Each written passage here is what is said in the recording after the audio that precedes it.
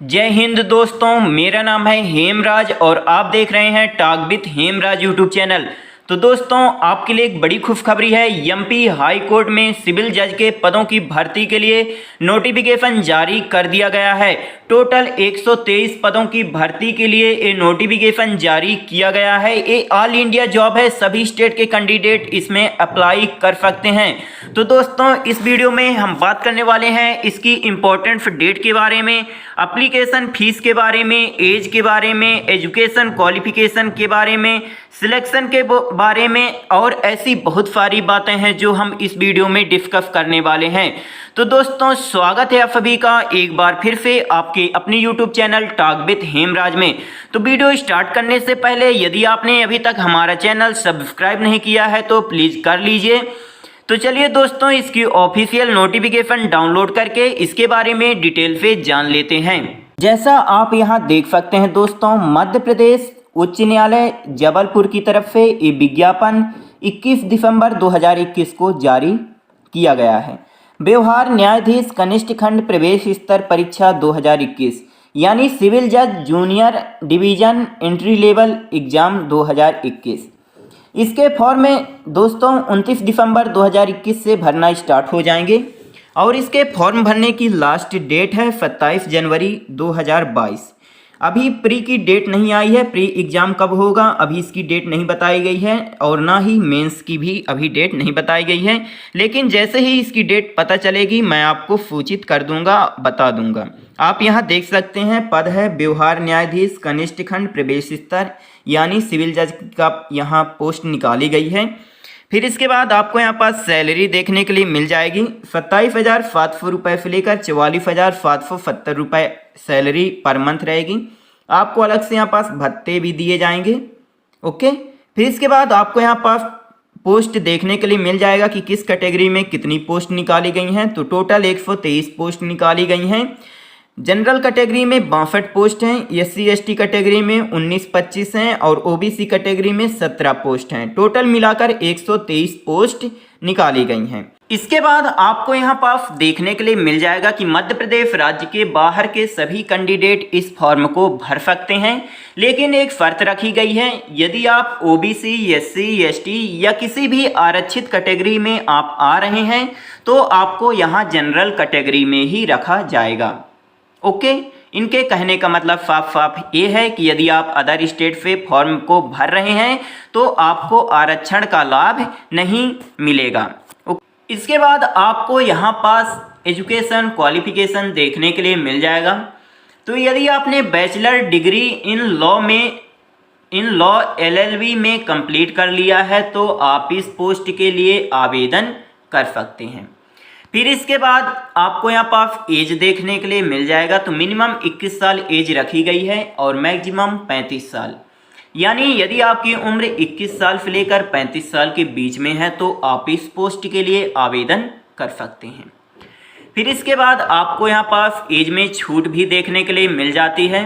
यदि आप reserve category में आते हैं, आरक्षित कैटेगरी में आते हैं तो आपको यहाँ पास 3 साल की एज में छूट मिल जाएगी। फिर इसके बाद आपको यहाँ पास देखने के लिए मिल जाएगा एप्लीकेशन फीस। यदि आप जनरल कैटेगरी में आते हैं या अदर स्टेट से फॉर्म को भर रहे हैं तो आपकी फ़ीस यहाँ 1,045 रुपये 82 पैसे लगेगी फीस। और यदि आप reserve category OBC, SC/ST category में आते हैं तो आपकी फ़ीस 645 रुपये लगेगी। मेंस की परीक्षा फीस आप देख सकते हैं 283 रुपये लगेगी। सभी के लिए है, चाहे वो मध्य प्रदेश का हो या ना हो या किसी भी कैटेगरी से हो, यहाँ सभी की फीस 283 रुपये लगेगी मेंस में। फिर इसके बाद आपको यहाँ पास देखने के लिए मिल जाएगा कि 27 जनवरी 2022 तक आप आवेदन कर सकते हैं। इसके बाद आपको सिलेक्शन प्रोसेस देखने के लिए मिल जाएगा। तो आपका यहाँ पास सिलेक्शन 3 चरणों में कंप्लीट होगा। प्री होगा पहले, फिर मेंस होगा, फिर इंटरव्यू।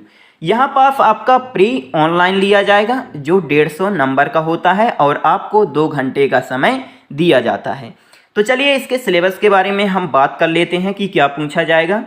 तो भारत का संविधान इससे पूछा जाएगा। भारत का संविधान, सिविल प्रक्रिया संहिता, संपत्ति अंतरण अधिनियम, भारतीय संविदा अधिनियम, विनिर्दिष्ट अनुतोष अधिनियम, परिसीमा अधिनियम, मध्य प्रदेश स्थान नियंत्रण अधिनियम, मध्य प्रदेश भू राजस्व संहिता, भारतीय साक्ष्य अधिनियम, फिर इसके बाद भारतीय दंड संहिता, फिर दंड प्रक्रिया संहिता, परिक्राम में लिखित अधिनियम। सामान्य ज्ञान से क्वेश्चन पूछे जाएंगे, कंप्यूटर ज्ञान से और अंग्रेजी से। टोटल 150 नंबर के आपसे पूछा जाएगा और आपको 2 घंटे का यहाँ समय दिया जाएगा प्री में। ओके, फिर इसके बाद जब आप इसमें क्वालिफाई कर लेंगे तो फिर आपका मेंस होगा। तो चलिए हम मेंस का देख लेते हैं। तो मेंस यहाँ आपकी 400 नंबर की होती है। ठीक है, टोटल 4 प्रश्न पत्र पूछे जाते हैं। तो देख लेते हैं कि वो 4 प्रश्न पत्र कौन कौन से हैं। तो देखिए यहाँ पास पहले बोला गया है कि 4 प्रश्न पत्र तो होते हैं, मैं बता दिया हूँ। तो पहले दिन 2 पेपर होंगे। पहले दिन प्रथम पाली में प्रथम प्रश्न पत्र होगा, द्वितीय पाली में द्वितीय प्रश्न पत्र होगा। फिर इसके बाद दूसरे दिन भी पेपर आपका होगा। प्रथम पाली में तृतीय प्रश्न पत्र और द्वितीय पाली में चतुर्थ प्रश्न पत्र। इस प्रकार आपके चारों पेपर हो जाएंगे। 2 दिन यहाँ पास लगेगा आपका मेंस पेपर देने में। ओके, तो चलिए यहाँ पास देख लेते हैं प्रथम प्रश्न पत्र का सिलेबस। 100 नंबर का होगा प्रथम प्रश्न पत्र। भारत का संविधान, सिविल प्रक्रिया संहिता 1908 और संपत्ति अंतरण अधिनियम 1882, भारतीय संविदा अधिनियम 1872, विनिर्दिष्ट अनुतोष अधिनियम 1963, परिसीमा अधिनियम 1963।